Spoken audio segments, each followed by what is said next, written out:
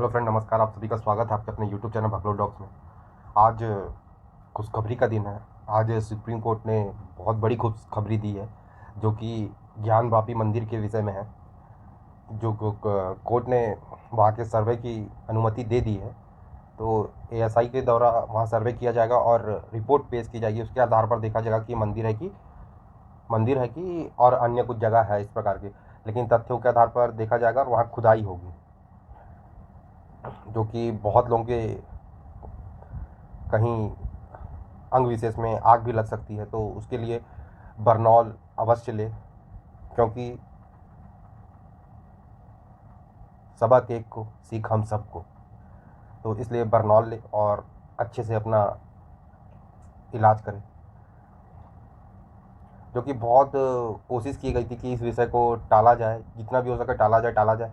लेकिन बोलते ना, सत्य को आप ज़्यादा दिन तक दबा नहीं सकते। तो वही यहाँ चीज़ हुई है।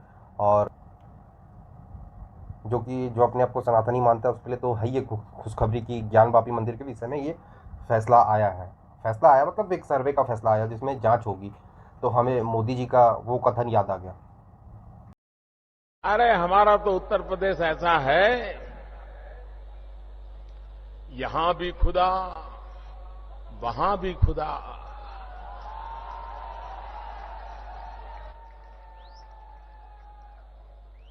यहां भी खुदा वहां उधर भी खुदा। जहां नहीं खुदा है वहां कल खुदेगा। अच्छा।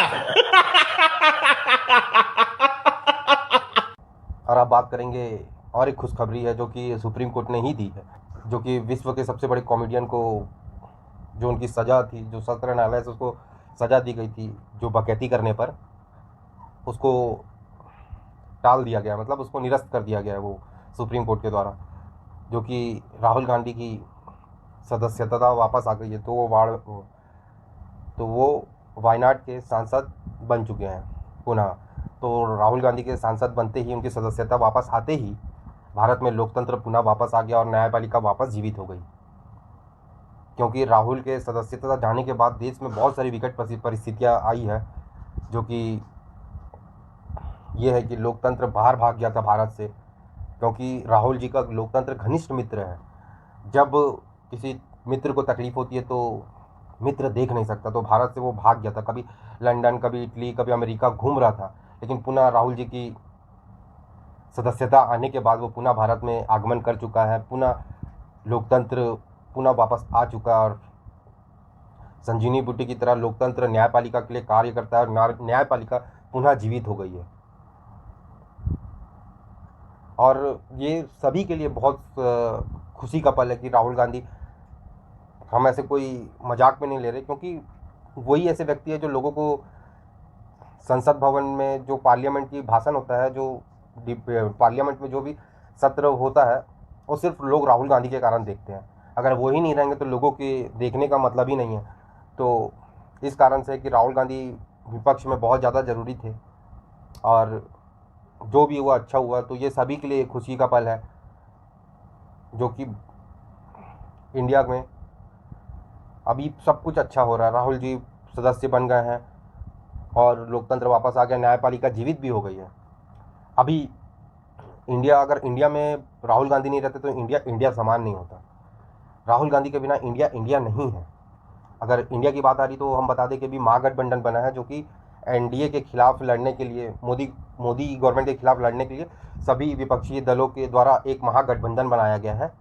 उसका एक्रोनेम है इंडिया, मतलब Indian national development inclusive alliance, ये है उसका नाम और एक्रोनेम है इंडिया। तो भारत में इंडिया में इंडिया पार्टी बन गई है, जो कि ये नाम के पीछे भी ये जो महागठबंधन की लोग हैं, जो स्पेशल 26 है, ये सभी इंडिया के सभी इंक्लूसिव लोगों को मिलाकर एक इंडिया बनाया गया है।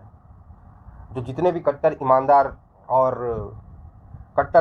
ब्रह्मांड में सबसे ईमानदार व्यक्ति लोगों को भी जोड़कर ये इंक्लूसिव इंडिया बनाया गया है। इंडिया में एक इंक्लूसिव इंडिया बनाया गया है। तो उसी में थोड़ा प्रकाश डालते हैं। ये नाम के पीछे ही ये महागठबंधन के क्रेडिट लेने के लिए बात चल रही है।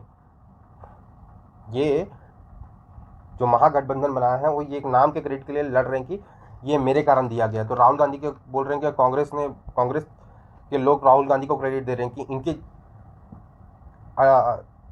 चीर चिंतन के बाद, कठिन परिश्रम के बाद, कठिन अध्ययन के बाद, कठिन चिंतन के बाद ये एक नाम राहुल गांधी ने दिया है। तो इस प्रकार की बात कर रहे कांग्रेस वाले। और क्रेडिट लेने की बात है तो हमारे ब्रह्मांड के सबसे कट्टर ईमानदार नेता श्री 1008 अरविंद केजरीवाल जी कैसे पीछे रह सकते हैं। वो तो दूसरे का क्रेडिट लेने में माहिर है। तो सर जी का कहना है कि ये बात हमने 6 महीना पहले ही हैंडसम सिसोदिया को बता दी थी कि इंडिया इंक्लूसिव की हम महागठबंधन बनाएंगे, लेकिन उसको जेल जाने के कारण वो संजय सिंह के कान में धीरे से बोल देता है। और संजय सिंह तो फिर ब्लैक में माहिर है, ब्लैक करने में। तो ये नाम को राहुल गांधी को बेच देता है। तो इस कारण से राहुल गांधी भी क्रेडिट मांग रहे हैं। लेकिन वास्तव में देखा जाए तो 6 महीना पहले कट्टर ईमानदार नेता ने नाम लिया था। और वैसे ही देखा जाए तो संजय सिंह जो आपके नेता है वो तो ब्लैक करने में माहिर है। तो वही चीज़, सेम चीज़ ममता दीदी को भी बेच दिए। तो ममता दीदी भी क्रेडिट मांग रही है इस चीज़ में। तो अगर देखा जाए तो ये इसका निकला है ब्रह्मांड के सबसे ईमानदार नेता के मुंह से। जो सिसोदिया को बताया, सिसोदिया ने संजय सिंह को बताया, संजय सिंह ने ब्लैक करके राहुल गांधी को बेचा, इधर बेचा, उधर बेचा, सबको बेचा। जो कि करप्शन के चार्ज में जेल जा रहे थे तो वो बता दिए संजय सिंह को। ये गलती हो गई उनसे। और संजय सिंह तो ब्लैक करने में माहिर है, तो ब्लैक कर दिया वो नाम को। अब ये सब अपने अपने क्रेडिट ले रहे थे, तो फिर ब्रह्मांड के 2 चीर युवा कैसे पीछे रह सकते थे, जो कि यदुवंशी कहलाते हैं। उनको तो ऐसे कोई नेता नहीं कहते उनके कान में, सिर्फ केवल श्री कृष्ण ही आके उनके कान में बोल सकते हैं। तो उनके कानों में कई हजारों वर्ष पहले जब ब्रह्मांड की भी रचना नहीं हुई थी, तब उनके कानों में आके श्री कृष्ण ने कह दिया था इस वाक्य को, इस शब्द को, Indian national development inclusive alliance, ऐसा कहा गया था। तो इनको भी क्रेडिट मिलना चाहिए। तो ये क्रेडिट लेने की होड़ चल रही है।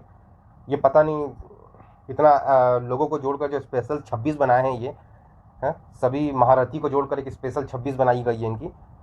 तो पता नहीं ये पीएम के दावेदार किसको रखेंगे और कौन नहीं रहेगा पीएम का दावेदार। वैसे देखा जाए तो सभी पीएम के दावेदार हैं, और देखा जाए तो कोई भी पीएम का दावेदार नहीं है। मतलब कहने का अर्थ ये है कि उनमें तय नहीं हो पा रहा है कि इसमें पीएम का दावेदार कौन रहेगा। इनके पार्टी में ऐसे दोनों विपक्षी दल है जो अब पता नहीं अलायंस तो कर लिए, लेकिन किस प्रकार से इलेक्शन लड़ेंगे और किस प्रकार से सारी चीज़ें होगी, ये देखने में मज़ा आएगा।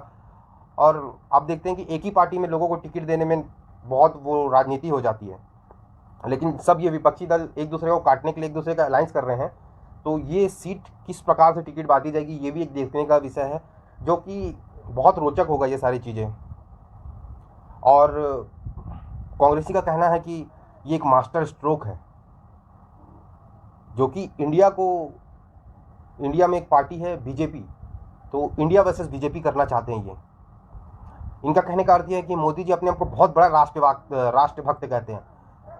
अगर वाकई में वो राष्ट्रभक्त है तो क्या इंडिया के खिलाफ खड़े होंगे, ये देखने का विषय है। तो इसीलिए कांग्रेसी कह रहे हैं कि ये नाम सोचने में कठिन परिश्रम लगा है राहुल जी को। कठिन अध्ययन के बाद, कठिन चिंतन के बाद ये नाम भी खोज कर लाए हैं। तो यही एक मास्टर स्ट्रोक है जो मोदी को अपने आप को जो राष्ट्रभक्त कहता है। आज देख लेंगे कि वो राष्ट्रभक्त है या नहीं। क्या वो इंडिया के खिलाफ खड़ा होगा इलेक्शन में? ये देखने में, सुनने में कितना अजीब लग रहा है बताइए। इंडिया के खिलाफ मोदी, मतलब कितना विरोधाभास लग रहा है कि पूरे देश के खिलाफ मोदी। बट ऐसा नहीं है, वो एक पार्टी का नाम रखा गया है, वो अलायंस किए गए हैं, लेकिन यही तो मास्टर स्ट्रोक है इनका। हमें तो लगता है अब तो इंडिया तो बना ही लिया अलायंस करके, और मास्टर स्ट्रोक बोल के राहुल गांधी का नाम नरेंद्र मोदी रख ले तो पीएम भी बन जाएंगे। वो कर सकते हैं ना, उनका क्या है, वो तो नाम चेंज करने में माहिर है वैसे तो। जिसका टाइटल ही चेंज रहा, सॉरी मुद्दे से भटक रहे हैं हम। तो ये इनका मास्टर स्ट्रोक कैसा कहना है।